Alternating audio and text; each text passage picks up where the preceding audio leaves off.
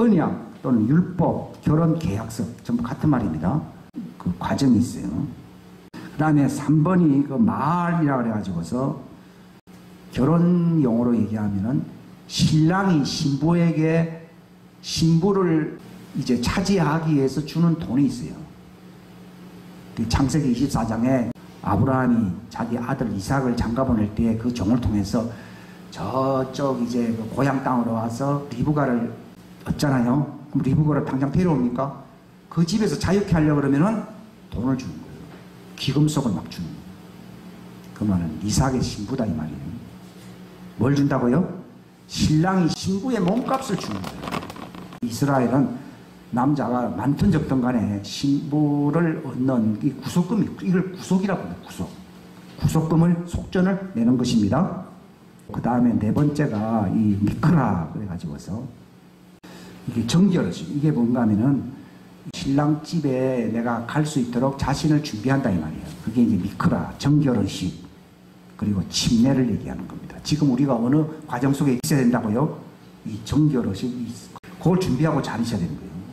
그러면은 그분이 뭘 준비하고 계신다고요? 하늘에서요? 후파. 다섯 번째 후파라 그래가지고서 내가 너희를 위하여 뭘 예비한다고요? 처소를 예비한다. 신방 아닙니까? 신방을 예비합니다. 왜냐하면 처소를 예비하면은 나 있는 곳에 너희도 있게 하겠다. 그분이 그 하늘에서 그걸 준비하고 있어요. 그러니까 땅에서 이 정결의식 미크라 이 삶을 살아가는 사람들을 위해서 이 신부의 길을 가는 사람이거든요. 그래서 하늘에서 주님이 아버지 집 또는 처소, 신방을 준비하는 겁니다. 그렇게만 하는 게 아니라요. 이제 너희를 데려가겠다고 하는 어떤 표로서 뭘 주신다고요? 성령의 은사를 주십니다. 자기를 사모하고 기다린 자들에게 성령의 은사 선물을 자꾸 주려고 그러는 거죠. 지금 뭐 방언을 하는 것뿐만이 아니고 이 어떤 은사라는 게 있어요. 사람들마다요. 이 은사를 주시는 목적이 어디에 있다고요? 능력을 과시하라고 주는 게 아니고 뭐라고요? 그분이 너를 위해서 이렇게 처소를 예비하면서 너를 기다리고 있으니 너는 이 은사를 가지고서 자기의 덕을 세우고 교회의 덕을 세우고 자기를 아름답게 단장을 자세요. 이 선물은요 자기 단장이에요. 자기들. 그냥 잘 있어라 하는 게 아니라 단장금을 또 주시 안 주시요? 그걸 가르쳐서 성령의 선물이라서 마탄이라는 말은 나탄, 하나님이 주는 선물을 얘기하는 거예요. 그러니까 이 선물을 받아가서 자기 과시를 하는 게 아니고요. 내가 신부로서 잘 예비가 나를 세우고 교회를 세우고 원수에 대해서 이렇게 자기를 지키는 그게 은사거든요. 은사를 준 거는요 사단으로부터 자기를 지키는 거예요. 그러면은 이제 때가 되면은 그분이 데리러 오셔야 안 오셔요? 오십니다. 일곱 번째가 미수인. 미수이라는 말은 신부를 안아서 문지방을 넘어 신랑의 방으로 데려가는 겁니다. 우리가 막 하늘로 올라가려고 노력하는 겁니까? 그분이 우리를 안아서 대기권을 넘어서 바로 천국으로 데려갑니까? 우리가 올라가는 게 아니에요. 그리고 우리는 기다리라는 말은 나는 가만히 있어라. 그럼 때가 되면은 그분이 우리를 안아서 문지방을 지나가는 말은요. 이 3차원 세계를 뛰어넘어서 그분의 왕국으로 데려간다. 이걸 우리나라 말로는 휴거, 데리고 가심, 낚아챈 이런 뜻입니다. 이게 결혼. 그래서 이 일곱 번째가 되어야 우리의 구원이 완성됩니다. 저희 창세기 24장을 한번 보세요. 여러분이 창세기 24장 전체를 좀 보시면은 결혼과 관련된 이 언약의 내용들을 잘 이해를 할 수 있습니다. 24장 1절부터 4절까지 다 같이 읽겠습니다. 시작. 아브라함이 나이 많아 연로하니 주께서 모든 일에서 아브라함에게 복을 주시니 아브라함이 자기 집에서 가장 나이 많은 종 곧 자기의 모든 소유를 관리하던 종에게 이르되 원하건대 네 손을 내 넓적다리 밑에 넣으라. 내가 너로 하여금 하늘의 하나님이시며 땅의 하나님이신 주를 두고 맹세하게 할 터인즉 너는 나와 함께 거하고 있는 가나안 족속의 딸들 중에서 내 아들을 위하여 아내를 취하지 말고 오직 내 고향 내 친족에게로 가서 내 아들 이삭을 위하여 아내를 취하라 하니. 그러니까 이게 미리 아신 자예요. 그러니까 아브라함은 가나안 족속 중에서 자기 아들의 신부를 얻으려고 계획을 하지 아니하고요. 그 약속된 지정된 장소가 있어요. 거기 가서 내 아들을 위해서 신부를 찾으라는 것입니다. 하나님이 예비한 신부가 있다는 것입니다. 이 얘기가 이 창세기 그 24장의 얘기인데, 그래서 마침내 이 종이 바단 아람 그쪽으로 가서 리브가를 만나게 되는 거예요. 이건 뭘 얘기하는가 하면은, 우리의 구원의 과정에서 제일 중요한 거는요, 내가 열심히 했다, 내가 뭔가 수고를 많이 했다. 세상 종교가 그렇잖아요. 내가 고행을 하고 수행을 하고 수양을 쌓았기 때문에 어떤 그 경지에 이른다. 사람들이 그렇게 생각을 합니다. 그런데 인간의 힘으로 능력으로 되지 않습니다. 성경은 하나님이 미리 하신 자들이라 했어요. 아브라함은요, 자기 고향 중에서 신부감을 알고 있었던 거죠. 거기서 얻으라는 거예요. 그런 것처럼 하나님은요, 자기 아들의 신부가 될 자를 아들이 정하는 게 아니라 누가 정한다고요? 아버지가 정합니다. 선택은 아버지가 하고, 그래서 내가 하늘 아버지로부터 부르심을 입고 선택에 참여했다고 하는 것을 아는 것만큼 중요한 게 없습니다. 그 베드로 후서에 보게 되면은 너희 부르심과 택하심을 굳게 하라. 그리한즉 너희가 결코 넘어지지 않는다고 했어요. 사람들은 뭐 교회 옵니다, 뭐 합니다, 그냥 내가 열심히 하면은 이제 소원 성취를 하겠지, 이 생각을 하거든요. 그게 종교적인 관념이에요. 그래서 에베소서에 나와 있잖아요. 우리가 여기 옛날에 읽었던 기도문에 보면요, 너희에게 지혜와 계시의 영을 주시사 하나님을 알게 하시다. 이게 중요해요. 그럼 하나님을 알았다는 증거는 하나님이 나를 부르셨구나 하는 거죠. 그러니까 너희 부르심의 소망이 무엇이며 했지요. 그 부르심의 소망이 뭡니까? 사람들은 형통하고 내가 성공하면 된다. 그거 아닙니다. 바로 그리스도의 신부가 되는 것입니다. 그러면 그 아들 예수님의 상속에 참여하네요? 참여. 내 재산은 없어요. 누구 재산만 있어요? 예수님의 재산만 있어요.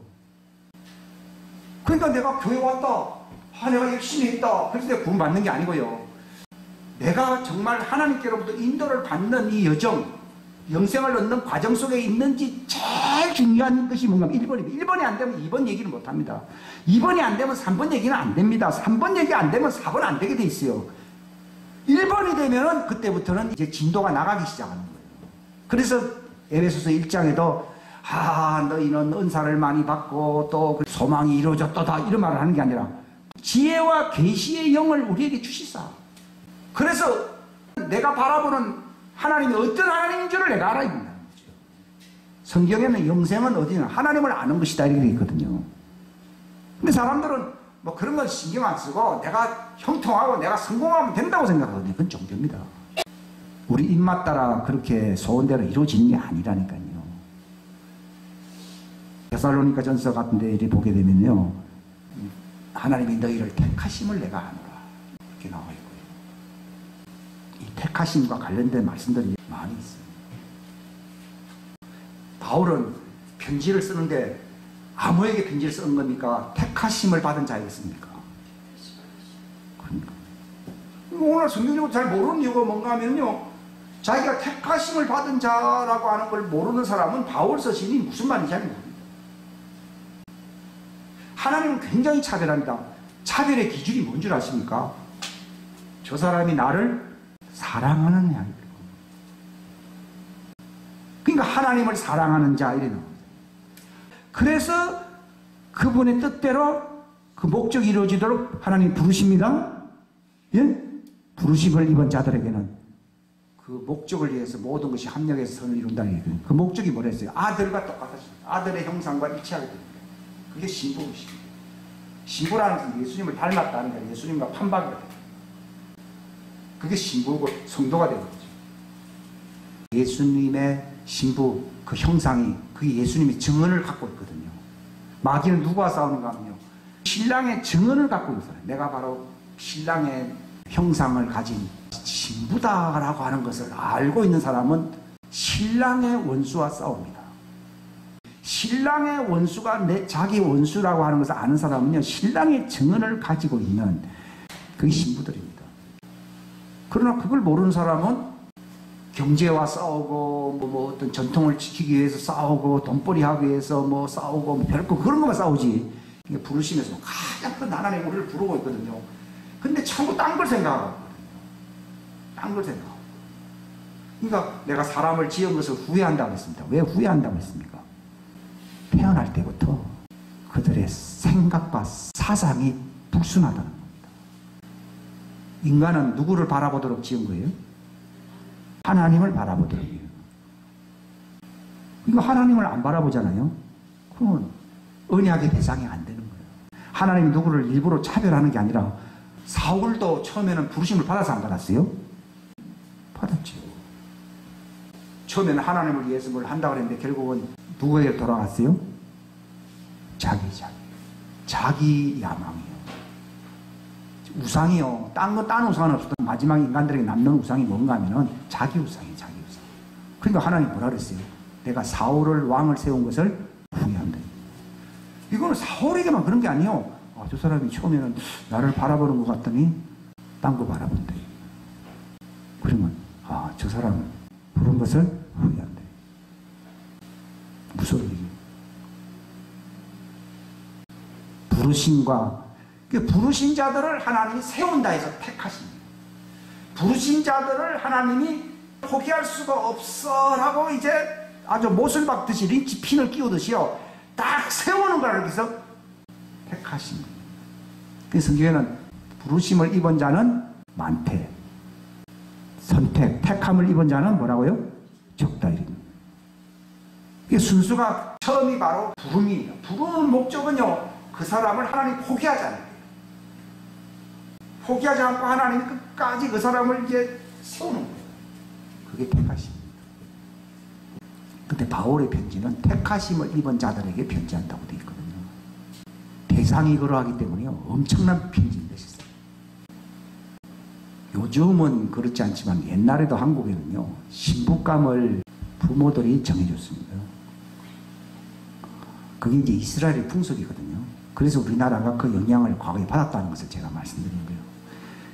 예수님이 뭘 했습니까? 저들은 내가 택했다 그랬습니까? 아버지께서 내게 주신 자들이라고 했습니까? 아버지께서 내게 주신 자들. 요한복음 17장에 예수님 기도문에 보면요, 예수님도 부르지도 못하고 예수님 택하지 못합니다. 왜냐하면 자기는 신랑으로서 세워진 분이시기 때문에 신부를 구하시고 신부를 택하셔서 그 아들에게 주실 수 있는 분은 누구라고요? 아버지. 그리고 예수님이 아버지께서 이끌지 아니하면 어떻게 된다고요? 아무도 내게로 올 수 없다. 그러나 아버지가 이끄는 자는, 아버지께서 내게 주시는 자는 다 내게로 올 것이요, 내게 오는 사람은 아버지가 준 거기 때문에 예수님이 포기하지 않는다는 거예요. 그겁니다. 그게 바로 언약 신부를 얘기해요. 성경은 다 그 얘기를 하고 있습니다. 그러니까 이제 사람들은 뭐 이제 천국 갈 준비가 됐습니까? 구원 받았습니까? 이런 얘기를 많이 하지만요, 당신 택함을 입은 자입니까? 하는 것에 대해서 잘 모른다니까. 이제 택함을 입었다고 하는 것을 알게 되면은요, 거기서는 나의 확신이 아니라 바로 그리스도의 보증, 하나님의 보증이 역사하는 것입니다. 그 언약의 보증이 된다고 되어 있거든요. 그래서 아버지는 그 아들을 위하여 신부감을 정해주시는 분이시고, 예수님은 아버지가 정해준 자기에게 준 자들을 버리지 아니하시고 그들을 용납하고 자기에게 나오는 자들을 구원을 준다고 얘기하고 있다. 그렇게 말씀하고 있습니다. 그렇기 때문에 하늘 아버지의 그 사랑을 알아야 되고요. 그래서 내가 예수님에게로 왔다고 하는 것을요, 자기가 정말 고민을 하듯이 이거 생각을 깊이 해야 됩니다. 이런 것에 대해서 관심이 없는 사람들은 구원의 구자 얘기할 자격도 없는 것이죠. 하나님이 예정하셨고 부르셔서 그 아들에게로 보내신 분입니다. 그게 하나님이 미리 아신 자들의 뜻입니다.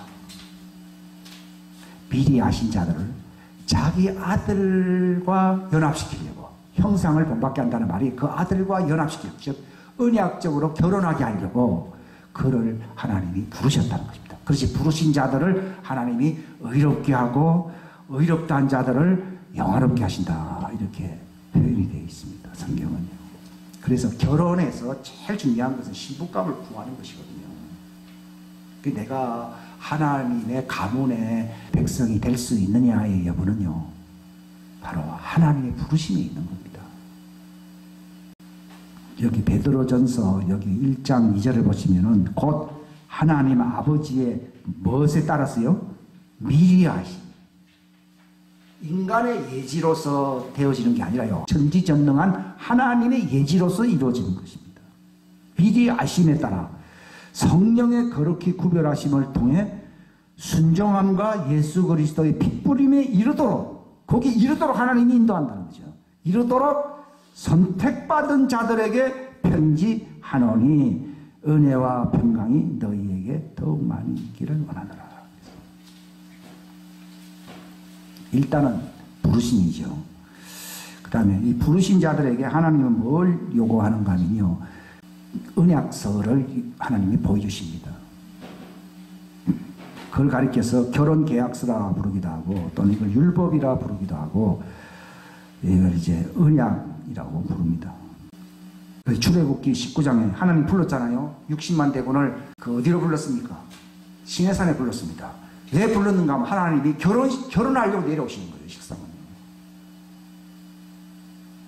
그 교회는 어떻게 결혼했느냐? 성령님이 오신 거거든요. 본래 시내산에는 성령으로 하나님이 임하시려고 계획했는데 인간들이 거부를 한 거예요. 거부. 여기 출애굽기 19장 우리 5절부터 6절까지 읽겠습니다. 시작. 그러므로 이제 너희가 참으로 내 목소리에 순종하고 뭘 지키면요? 내 언약을 지키면 너희는 내게 모든 백성들보다 뛰어난 특별한 보물이 되리니 이는 온 땅이 내 것이기 때문이라. 6절 시작. 또 너희는 내게 제사장 왕국이 되며 거룩한 민족이 되리라. 네가 이스라엘 자손에게 구할 말들이 이러하니라. 하나님이 부르는 게 아니라요, 하나님이 선포합니다. 예수님과 결혼할 수 있는 그 조건이 뭔가 하면 그분의 언약의 말씀을 지켜야 되는 것입니다. 예? 나는 그분을 뭐 사랑하고 그분이 나를 불렀다 하는 것은 사람들이 아는데 그분의 그 부르심의 그 언약이 있습니다. 그 약속의 말씀입니다. 언약은 약속의 말씀입니다. 그 말씀을 내가 지키지 아니한다고 하면요, 그 부르신 자를 사랑하는 것이 아닙니다. 그래서 요한복음 14장에도 보면은 나의 말들을 가지고 지키는 자가 나를 사랑하는 자니, 그리하면 내가 저들과 함께 거할 것이다. 아버지와 함께 내가 그들을 찾아올 것이다. 이렇게 말했습니다. 그게 결혼을 얘기하는 겁니다. 원래 결혼하면은 당사자뿐만이 아니라 그 시아버지도 같이 거기 오잖아요. 그런 것처럼 나도 그에게 찾아올 것이요 내 아버지도 그에게 찾아올 것이다. 우리 있습니다. 이게 언약의 놀라운 것입니다. 정말 부르심 택하심을 입었다는 것을 확실하게 아는 사람은요, 그 목적을 위해서 자기가 뜻을 정하게 될 때에 하나님의 그 언약이 어디에 기록되는가 하면 이 마음과 생각이 기록이 됩니다. 이제는 신랑의 법을 따라야지, 시집의 전통을 내가 따라야지, 그 하늘 왕국의 법을 내가 지켜야지, 내가 그 하늘 왕국에 가기 위해서는 이 땅의 우상들을 다 제거하고 이런 세상의 무익한 전통들을 다 내버리고 오직 하늘 왕국의 법규를 지켜야 된다 이 말입니다. 그게 바로 1번이 된 사람은 2번이 된다. 1번이 택하심을 입은 사람이 된다고 하는 것은 그 가슴과 마음의 생각이 그 기록이 됩니다.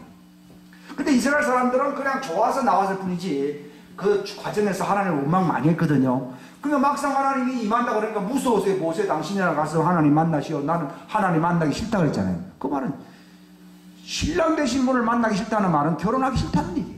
이스라엘 사람들의 가장 큰 실수가 뭔가 하면요, 준비가 안 된 것은요, 막상 출애굽에서 구원받겠다고 나왔지만은 그 부르심의 목적에 이르렀어요? 못 이르렀어요? 못 이룬 거예요. 목적이 뭡니까? 그분을 만나는 것이거든요. 오늘 교회 오고 뭐 나름대로 뭐 이렇게 봉사하고 수고하는 사람들 많이 있거든요. 근데 목적은 그분을 만나는 거예요. 교회는 이건 하나의 어떤 우타리에 불과한 것이고요, 그분을 정말 사랑하고 만날 수 있는 것에 초점을 둬야 되는데 생각이 딴 데 가 있지요. 그게 이제 실패했던 과거의 이스라엘 사람들의 실패를 되풀이하는 것입니다. 그러니까 1번이 된 사람은요, 예수님이 제자들을 불렀잖아요. 그런데 예수님이 하신 말이 너희가 정말 나를 사랑한다. 이게 중요해요. 사랑이거든요. 불렀다는 것보다도요, 예수님을 사랑하는 거거든요. 이익을 얻기 위해서, 형통하기 위해서 예수님을 믿을 수 있어요. 나름대로요. 그거는 자기 믿음이에요. 근데 주님은 부르심의 목적이 그게 아닙니다. 그저 하늘에서 뭔가 차지하려고 어떤 사람들도 믿는다는 사람인데 그것도 아닙니다. 우리의 삶의 신앙의 목적이 무엇입니까? 그분입니다. 그분을 사랑하기 위해서 내가 주님의 말씀을 지키는 것입니다. 구원은 누가 받습니까? 주여 주여 하면서 하는 게 아니라 그분을 사랑하는 사람이 구원받는 거예요. 베드로도 동기가 불순한 게 많았거든요. 그러니까 네가 나를 배반할 것이다 얘기했거든요. 왜냐하면 자기 우상이 있거든요. 그때 베드로는 자기 우상을 보지 못하고 내가 예수님을 얼마나 잘 따르는 신복인가 이렇게 얘기했습니다. 근데 그걸 드러내버립니다. 부인하게 만들었거든요. 그게 자기 속에 정말 예수님보다 더 높은 게 있거든요. 예수님이 최고가 되어야지 부인하지 않지요. 예수님보다도 자기 야망이 더 높이 되면요, 자기 야망이 손해를 보게 될 때는 예수님을 버리게 돼 있어요. 1차적인 목적이 예수님의 사랑이 아니라 그러면요, 자기 야망, 목적, 목회도 예수님보다 높으면요, 구원 못 받습니다. 그 어떤 것도, 그 선한 어떤 사역도 예수님을 대체할 수는 없습니다. 그러니까 예수님이 베드로에게 마지막 하신 말씀이 무엇입니까? 내가 나를 사랑하는 얘기입니다. 그러니까 이 케투빔이라는 말은 무슨 말인가 하면 예수님을 정말 사랑하겠느냐 하는 얘기입니다. 그래서 이 언약의 핵심이 뭐냐? 마태복음 22장의 그 37절에 보게 되면은 예수님이 큰 소리를 외치며 이스라엘아 들어라. 바로 주님은 한 여호와 한 하나님이시니 뜻을 다하고 마음을 다하고 생각을 다하여 어떻게 해요? 하나님을 사랑하라 하셨어요. 그겁니다. 그 하나님을 사랑한다는 말이 뭔가면요, 그게 바로 언약이에요. 언약. 그게 언약의 핵심을 딱 얘기하면 하나님을 사랑하는 거예요. 결혼을 할 때요, 사랑이 목적이 안 되면요, 정략결혼이에요. 정략결혼. 그게 나이 이혼해버리는 거예요. 여기서 말하는 케투빔 언약이라는 말은 정말 그 부르신 분을 사랑하는 어떤 조건을 안 걸고 정말 그분을 위해서 내 몸을 다 헌신짝같이 정말 희생하고 헌신할 수 있느냐, 정말 그분을 사랑하냐, 이걸 배우는 거예요. 이게 언약입니다. 언약을 우리가 자꾸 하나님 말씀을 우리가 왜 지키냐, 그분을 사랑하는 법을 배우는 거예요. 처음부터 그 사랑이 안 되거든요. 뭐 사랑 만났다고 해서 뭐 사랑합니까? 그거는 자기의 이익을 위해서 서로 이용하는 것이지, 불순한 동기가 굉장히 많잖아요. 저 사람은 뭐 학벌이 있다, 뭐 저 사람은 뭐 재산이 있다. 그게 아니에요. 정말 해로하겠느냐. 그걸 배우는데 시간이 많이 걸리는 거예요. 여러분이 그냥 교회 와서 예수님 하니까요, 내가 예수님을 엄청나게 사랑한 것처럼 생각할지 모르는데요, 정말 내 속에 예수님보다 더 높은 게 얼마나 많이 있느냐. 이런 것은 율법을 통해서 하나님이 지적아니에요. 그래서 율법은 부정적인 것을 지적하는 것이고, 언약이라는 말은 예수님을 사랑하라는 긍정적인 법을 언약이라고 부르고요. 이게 다 있어야 되는 거예요. 그 사람의 어떤 거짓된 것을 드러내는 법도 있어야 되고, 또 이제 하나님이 얼마나 너를 사랑하고 너는 하나님을 사랑해야 된다고 하는 이 언약, 그 사랑의 법을 네가 알아야 돼요. 이거 배우는 시간 많이 걸려요. 광야길을 40년을 왜 지나가게 합니까? 바로 하나님을 사랑하는 그 법을 배우는 거예요. 제가 그 어느 집회에 갔는데요, 그 당시 70대 넘은 분인데 저보고 그런 얘기를 하더라고요. I don't know what love is. 나는 사랑이 아직도 뭔가를 잘 모르겠다. 여러분들 교회 오래 다녔기 때문에 도통했다고 착각하는지 모르지만요, 정말 내가 예수님을 사랑한다는 그 사랑을 내가 정말 내가 알고 있는 사람입니까? 그리고 그 호주 그분 선교사로 온 분이 내보다 나이가 20은 넘거든요. I don't know what love is. 나는 사랑이 뭔지 모르겠다. 즉 내가 그분을 사랑한다는 게 뭔지. 제가 그 한 10년 전, 2009년 전인가 그 하나님 사랑이 딱 들어올 때요, 뭔가 대답을 해야 된대요. 황송합니다. 영광입니다. 근데 내 입에서 내가 정말 제대로 당신을 사랑하고 있습니다. 이 말이 전혀 안 나오는 거예요. 덜 됐답니다. 덜 돼도 한참 덜 된 거죠. 결혼해서 20년 돼서 물어보시오. 20년 전에 결혼 서약을 했겠지요. 이 사람 정말 사랑하냐고요. 안 그럴 거예요. 그냥 밥 먹기 위해서 같이 있는 사람들이 많은 거예요. 네. 사랑하는 거. 그걸 배우는데 시간이 40년 걸리죠. 40년 걸려도 안 될 수 있죠. 이 광야길을 걷게 한 것은 너희 마음속에 무엇을 생각하는지를 알려고 그런다. 그게 율법이에요. 율법은 그 사람의 불순한 동기들 자꾸 진짜게 합니다. 그리고 정말 그분의 말씀을 지키고 그분을 정말 순종하고 따라가느냐를 알게 하려고 이 낯설고 험준한 이 광야길을 너희로 걷게 했느니라. 신명기 8장에 보면 나오잖아요. 그죠? 뭐 왜 그렇게 걷게 합니까? 그게 그겁니다. 저도 뭐 40년은 아니라 뭐 50년이 넘었을 수도 있고요. 정말 내가 그 당신을 사랑합니다. 여러분이 잠은 자다 보시죠. 내가 예수님 정말 사랑합니다. 회개를요, 사람들은요, 일이 잘 되면 회개할 게 없고, 일이 힘들면 내가 뭔가 잘못했다고 생각하잖아요. 그게 아니에요. 내가 정말 예수님을 제대로 사랑하는 사람입니다. 그렇지 않으면 회개해요. 베드로에게 예수님 질문한 게 네가 나를 사랑하느냐? 근데 베드로는 자신이 없죠. 주님이 다 압니다. 내가 얼마만큼 주님을 사랑하는지는 주님이 잘 알고 있는 것이. 나도 뭐 100% 주님을 사랑한다 말할 자격이 없다 그 얘기입니다. 그게 회개하는 거죠. 근데 성경에는요, 하나님을 사랑하는 자, 하나님이 선을 위해서 그 사람의 역사를 드리고 있어요. 어떤 사람이 천국에 올라가니까요, 땅에서만 루머가 있는 줄 알았더니 천국에도 막 천사들이 있는 그곳에 막 루머가 꽉 찼대요. 그게 무슨 루머인가 하고 이렇게 봤더니요, 야, 저 땅에 저 아무개가 있는데 이분이 우리의 주인님인 예수님을 그렇게 사랑한다고, 예수님도 그를 보고 싶고 만나고 싶어서 그렇게 가끔 간대요. 실제로 오시 안 오시요? 오시잖아요. 그게 천국의 소문이에요. 루머가 나옵니다. 육신의 신랑이나 신부는 다 한계가 있지요. 성경에 보면은 땅에 있는 자를 주라고 하지 말아라. 주는 나다. 땅에 있는 자를 아비라고 하지 마라. 그러면 아버지 없다는 얘기가 아니에요. 그거 다 모형이에요, 모형. 예?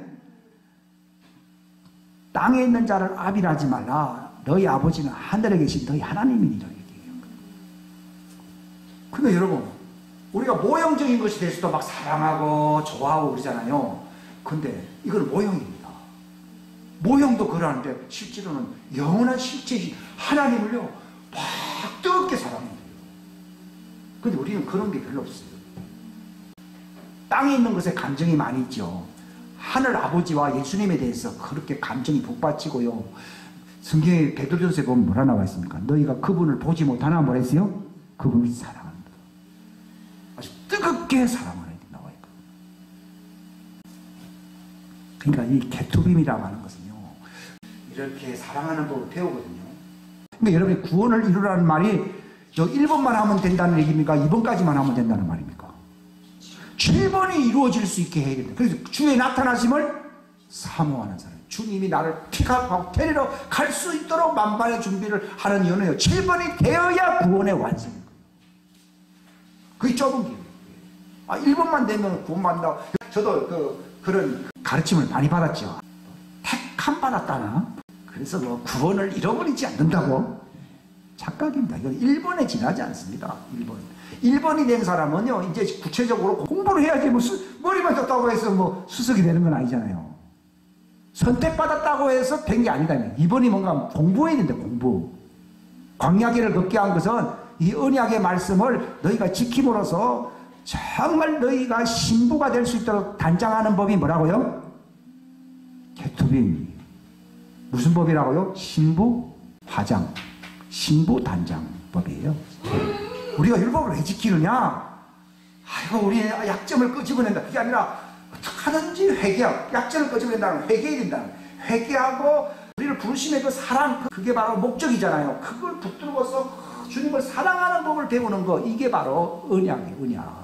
언약. 그게 중요해요. 이번이 공부하는 거거든요. 이번 공부를 안 하면 그게 안 돼요. 여기 우리가 힘써야 되는 게 뭡니까? 1번은 이건 하나님의 미리 아신 걸로 선택받은 겁니다.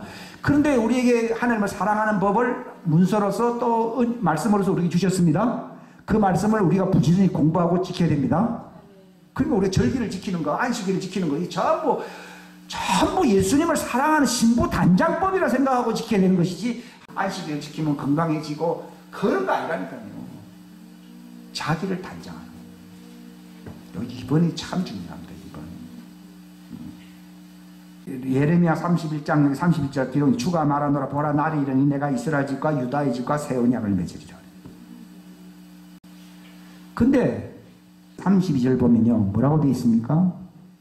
32절을 읽겠습니다. 이 언약은 내가 그들의 조상들의 손을 잡고 그들을 이집트 땅에서 데리고 나오던 날에 그들과 맺은 언약에 따른 것이 아니니라. 내가 그들에게 남편이었을지라도 그들이 뭘 깨뜨렸다고요? 내 언약을 깨뜨렸다. 벌써 시내산에 왔지만요, 하나님이 딱 그들의 마음을 보니까 그들은 신부될 자격이 없어. 그래서 그들은 실격이 된 거예요. 그래서 너희들이 죄가 이렇다 하는 걸 알려주려고 이 모세 율법을, 레위 율법을 준 것입니다. 그러니까 그들이 내 언약을 깨뜨린 거예요. 금송아지 벌써 세웠을 때 이 언약을 깼어요, 안 깼어요? 깨버리니까 저 사람들 다 없애버리자. 하나님 이처럼의 언약을 기준이, 언약이 깨지면요, 우리나라 말해도 뭐 반역자는 뭐 삼족을 멸한다 뭐 그런 얘기가 있어요. 하나님은 언약 깨버리면요 3, 4대까지 그 저주가 임한다. 우리나라에도 이게 삼족을 멸한다 그런 말도 다 이 과거에 그 영향을 받은 거죠. 하나님은 언약 깨면요, 어떤 분의 그 글을 내가 읽었는데요, 그게 하나님이 그렇다고 제게 탁 말씀하시는데요, 그 이영도 씨를 아십니까? 이영도 씨를 교회 언약이 깨어지기 때문에 그 제물로서 하나님 받으셨다고 그러더라고요. 언약을 갱신시키려고 이영도 씨를 하나님이 제물로 받았대요. 그 이영도 씨가 몇 살에 죽었어요? 33살이죠. 예수님과 똑같아요. 그 사람이 한국에서 태어난 신부 가운데서 하나님 편에서 제일 점도 없고 흠도 없는 사람을 그 사람이 그래서 저는 예수님을 믿는 사람은 이영도 목사가 쓴 글을 꼭 읽으라고 나는 그냥 권하고 싶어요. 저 독일도 그 히틀러에 의해서 독일 교회가 배반했잖아요. 배도했잖아요. 그러니까 하나님 독일을 완전히 러시아처럼 내버릴 수가 있거든요. 근데 하나님 버리지 않으려고 누구를 택한 거예요? 보네프를 택한 거예요. 보네프도 그 사람 나이가 30대였잖아요. 그 사람도 자기가 제물로서 죽었잖아요. 자기가 그런 얘기 했대요. 히틀러 이 사람들이 나를 싫어해서 내가 죽는 게 아니라 하나님이 그래서 계시로서 알았대. 마치 예수님이 내가 뭐 죽고 싶어서 죽는 게 아니라 아버지가 나를 제물로 세웠다는 것을 예수님이 알듯이요. 이영도 씨도 그렇고 보네프도 그렇고 그 글을 읽어보면요, 일부러 자처해서 고생을 하는 게 아니라 하나님이 독일 교회 회생을 위해서 자신을 제물로 바친다. 무서운 하나님이죠. 그러면서 멋있는 하나님이죠. 무서운 하나님이었어요. 철저한 하나님이죠. 모세가 중보에 의해서 어떻게 됐어요? 그럼 모세가 왜 가나안 땅에 안 들어가고 죽었느냐? 그게 제물이 된 거예요. 모세가 제물된 거예요. 아, 실수야 다 있죠. 뭐 실수 없는 사람이 어디 있어요. 근데 실수 하나 때문에 못 갑니까? 그게 아니라 이 사람들은 본래 자격이었는데 네가 제물됨으로써 가나안 땅에 들어가서 명맥을 유지할 수 있도록 만들어주는 거예요. 야, 모세가 그 역할을 한다는 것에 대해서 내가 아니까요, 아주 막 가슴이 쓰리더라고요. 모세가 바로 그 제물이에요. 제물은 마귀가 점령할 수 있어요, 없어요? 그러니까 그 못하잖아요. 그러니까 사단이 그 모세의 시체를 두고 싸웠다고 나와 있잖아요. 그 얘기하면 이제 시간 너무. 근데 지금 보십시오. 이제 언약 깨진 거예요, 우리나라. 이게 영적인 흐름이 있거든요. 깨지고 이제는 개인적으로 이제 구원받는 길밖에 없어요. 이승만 대통령이 왜 위대하냐? 뭐 경제 발전을 이룩했냐? 그런 거 아닙니다. 언약 대통령이에요. 또 한국의 어느 또 남자 대통령을 세워가지고서 언약을 회복하라고까지 했어요. 근데 사명 감당했어요, 안 했어요? 안 했어요.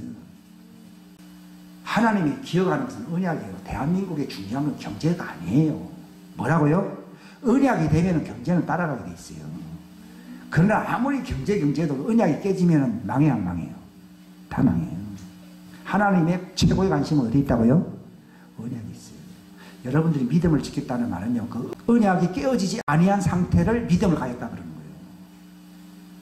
그분이 나의 신랑이고 나는 그분의 신부다고 하는 그 관계가요, 깨지지 않는, 언약이 깨지지 않는 관계를 유지한다고 하는 것을 믿음을 지켰다고 하는 것이지, 믿습니다, 이런 얘기가 아니라니까요. 저거 언약이에요, 언약이. 하나님 최고의 관심 언약이에요. 성경책이 무슨 책이에요? 언약책이에요. 언약을 모르면 성경은 안 거예요, 모른 거예요? 모른 거예요. 그게 두 번째 언약이에요. 하나님 불렀다 해요. 그럼 니는 일평생을 뭘 공부하면서 준비하면서 살아야 된다고요? 언약이요. 성경을 공부하라, 성경을 상고하라 이런 말이 있잖아요. 성경만 좀 많이 읽자 그게 아니라요. 그 언약책이에요. 그 언약을 알면은 성경 안 것이고 언약을 모르면 성경을 모르는 거예요. 바리새인들이 열심히 뭐 이렇게 의식적으로 잘했어요. 근데 너희는 율법에 더 중요한 바라는 말은 언약을 얘기하는 거예요. 언약 속에는 뭐가 있습니까? 하나님의 긍휼과 하나님의 공의와 하나님과의 그 사랑의 관계, 믿음이 있어야 돼요, 안 있어야 돼요? 근데 그 세 가지를 지키고 있다 해서 버렸다고 했어요. 버렸다고 했잖아요. 그 언약이 깨졌다는 얘기예요. 예수님 가시고 난 뒤 70년경에 왜 이스라엘이 망했냐? 언약이 깨진 거예요. 대한민국도 언약이 지금 깨진 상태예요. 그 전에 이승만 대통령을 통해서 대한민국을 본래 공산화 돼야 될 나라거든요. 근데 이 언약을 세우니까 하나님이 지켜준 거예요. 미국이 지켜준 이유는 언약 때문이라고 하더라고요. 미국이 하고 싶어서가 아니라 하나님 이런 내 언약 백성이야 해서 미국 너 큰 나라는 이스라엘 언약 나라를 지켜야 되고 언약 나라가 또 어디 있냐 하면 한국이 있거든요. 그래서 지켜내서 지금까지 지키고 있습니다. 제가 말씀드리는 거는 대열이 다 깨져버려. 대한민국이라고 하는 언약 국가의 대열이 깨져버린 거예요. 그런데 그게 유지가 됐을 때는요, 한국의 대형교회를 일으켰어요, 하나님이. 근데 하나님 대형교회는 왜 이렇게 세웠습니까? 언약을 공고히 하려고 세운 겁니까? 언약을 깨뜨리기 위해서 대형교회 세웠습니까? 공고히. 근데 언약을 공고히 했습니까? 자기 왕국을 세웁니까? 정말 그런 유명한 사람들 때문에 대한민국 교회가 언약 위에 굳건히 세워졌습니까? 신부들의 군대가 많이 생겼습니까? 이번이 깨지면요, 뭐 크고 작고 아무 의미가 없어요. 회개하는 거는 뭐 때문에 회개하는 거라고요? 언약이 깨어지지 않으려고 회개하는 거예요. 이게 회개의 핵심이에요. 언약이 깨지면은요, 회개할 기회를 얻지 못해요. 회개의 기회도 이제 끝났어요. 국가적으로 어떻게 보면. 모르겠어요. 뭐 부분적으로는 하나님 남겨놓은 자는 있어요, 항상요. 남은 자가 구원을 받는다 하는 말은 있어요. 그걸 아셔야 됩니다. 저는 거기 구체적인 얘기는 안 하고요. 이번이 굉장히 중요합니다. 아주 언약을 알기 위해서 우리가 절기 얘기를 하고 달력 얘기를 하고 또 안식일 잘 지켰습니까 하는 말은요. 안식일 어떻게 잘 지켰냐? 그분과의 언약 관계를 잘. 그분은 안식일의 주인이거든요. 안식일의 주인. 그래서 안식에 들어가기 힘쓰라고 그랬잖아요. 그게 안식일. 그 안식일은 뭘 지킨다는 예표예요? 언약을 제대로 지킨다는 예표예요. 그래서 이 이사야서 읽어보면요, 고자라고 하는 자들도 고자하지 말아라. 저는 내 안식일을 지키고 내 법을 지키면은 그럼 정말 열매 맺는 무성한 나무가 되게 해주겠다. 그렇게 나오잖아요. 그러니까 안식일과 언약은 같이 갑니다. 근데 언약을 모르고 안식일 지키면 완전 율법주의 되어버립니다. 저도 옛날에 그랬거든요. 요즘은 아예 안식일도 없어요. 뭐 안식일도 없고 그냥 일요일 날이 뭐 그냥 교회 한번 가는 날이에요. 일요일 날은 안식이 아닙니다.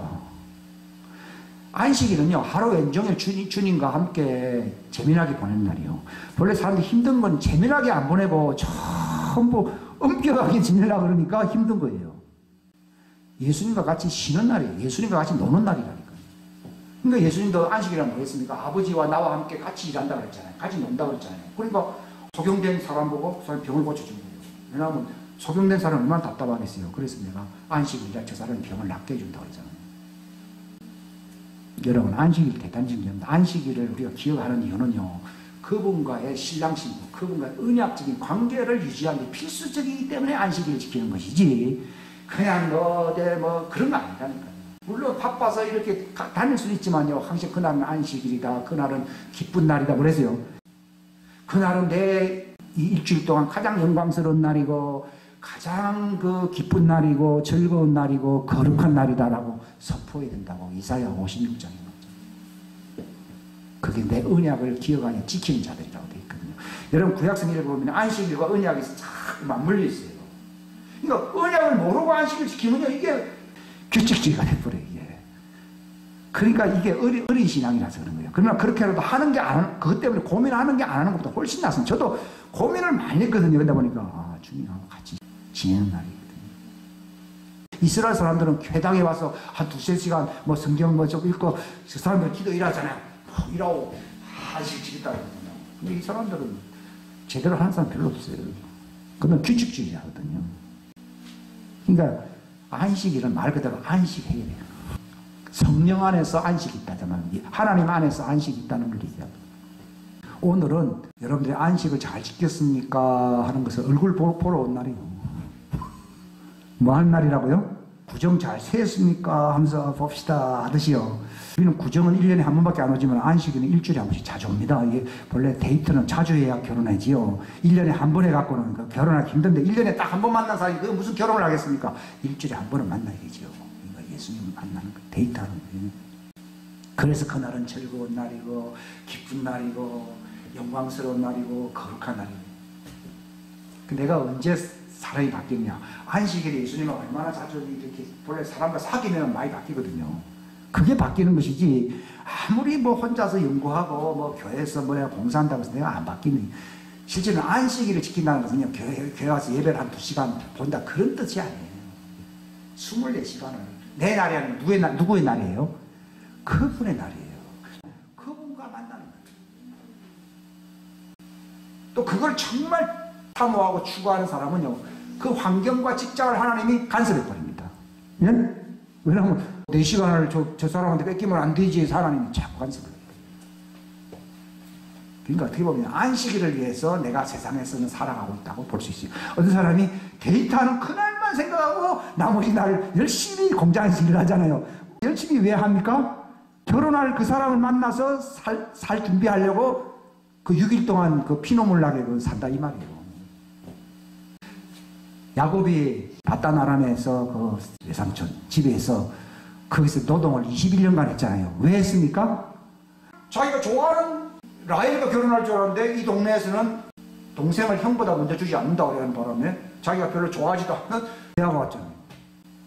그러니까 7년 봉사해서 내가 원치도 않는 레아가 왔다. 그 신부 입장에서 상당히 기분 나쁜 거지 알 수 없지. 뭐 남자가 뭐 마음에 안 드니까요.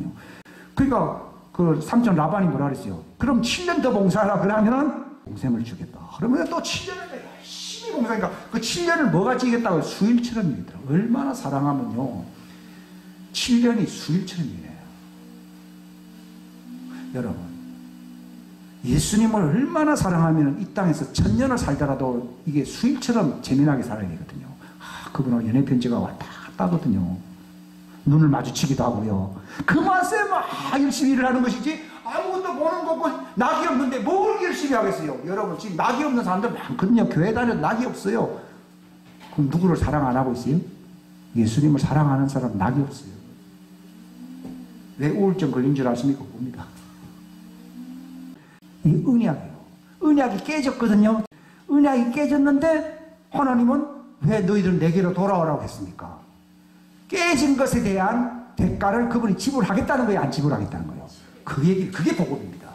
분명히 일사부재리 원칙이라는 것이 있듯이요. 저들에게 이혼 정수를 줘버렸으면 영원히 끝나야 됩니까? 없었던 일을 해야 됩니까? 영원히 끝나는 일로 해야 그게 하나님의 공이지. 없었던 일로 그 마치 하나님이 뭐 이랬다 저랬다 한다. 아유, 이혼 정수를 줘도 버렸다는 지고 다시 내게로 돌아오라. 이게 사람들이 이해가 안 가거든요. 여기 복음의 신비인데 이게 뭔가면 그분이 이혼의 정서에 대한 값을 하나님이 지불하겠다는 것입니다. 세상 비용에는 그게 없잖아요. 어떻게 했습니까? 그분이 죽었다가 다시 살아나야 돼요. 그 예수님이 왜 십자가에 죽었느냐? 합법적으로 언약을 회복시키려고 십자가에 죽었다가 하늘에 가버리면 되지. 왜 이 땅에 오시려고 그럽니까? 근데 구원받았다 그러면 되지. 왜 또 살아나가지고 또 이 땅에 오신다 그럽니까? 신랑이 되시려고요. 구원받는다는 말하고 영원히 신랑 된다는 말은 다른 말이에요. 신랑이 되겠다는 말은 이제 너와 같이 영원히 같이 살겠다는 얘기입니다. 그 때문에 죽은 자 가운데서 죽었다고 하는 것은 속전, 값을 지불한 것이고 다시 살아난 것은 언약을 회복한 거예요. 이걸 아는 거예요, 제가. 물론 뭐 뻔한 얘기지 않아요. 뻔한 얘기 아니에요.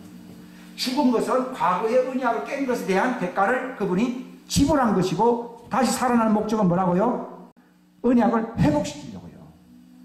그래서 언약을 깬 것에 대하여 그분이 죽은 것을 안다 그러면은 그분을 사랑해야 될 거 아니에요. 근데 오늘날 언약을 깬 것에 대해서 예수님이 십자가에 죽었다는 것을 정말 깨달음이 있다는 사람은 그분이 바로 나를 위해서 정말 엄청나게 비싼 값을 지불했구나.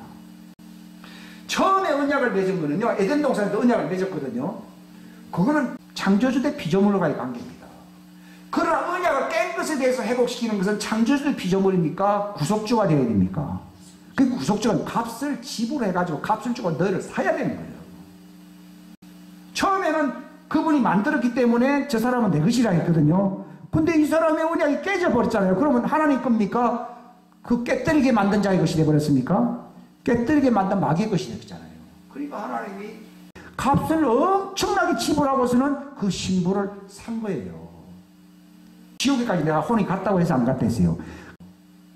지금 우리가 그 신부가 될 수 있는 비결은요, 창조주 대 피조물과의 관계가 아니에요. 구속을 받아야 이제 신부가 되는데, 누가 구속받은 자가 되느냐? 그 값을 치른 자를 어떻게 해야 된다고요? 사랑해야 돼요. 누가 신부가 된다고요? 언약을 회복하려고 값을 치른 그분을 사랑해야 돼요. 여러분, 누가 나에게 돈 100만 원 빌려줬다. 1억을 줬다. 그러면요, 아예 뭐 자손대대로 아마 얘기를 하는지 모릅니다.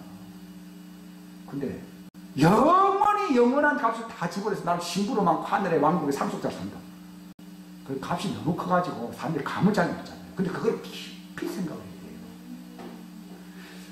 1억이 큰 돈인지 100만 원이 큰 돈인지 이거를요, 애들은 잘 모르거든요. 5살 되기 이하는요. 근데 산수 좀 하는 사람은요, 100억하고 100만 원하고 차이를 자꾸 연구를 해야 됩니다. 100만 원이 큰지 100억이 큰지. 100만 원은 이 세상 영광을 얘기하는 것이고 100억은 저 하늘 왕국의 언약의 영광이거든요. 그걸 잘 생각했어요. 100만 원 준 사람을 더 사랑해야 되는지 100억을 준 사람을 더 사랑해야 되는지 깊이 생각을 해야 됩니다. 근데 오늘날 교회 나온 사람들은 100만 원 준 사람을 좋아하지 100억 준 사람은 안 좋아하더라고요. 교인들 중에 거의 90% 이상이 100만 원 준 세상 사람을 사랑해요.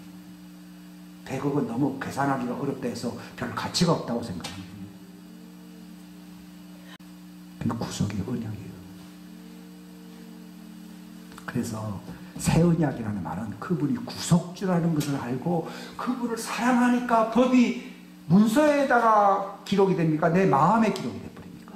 그겁니다. 사랑하는 사람은요, 법이 수첩에 기록이 안 되고요, 명시, 마음에 기록이 됩니다. 그게 새 언약입니다. 누구를 알게요? 구속주, 그 구원자잖아요.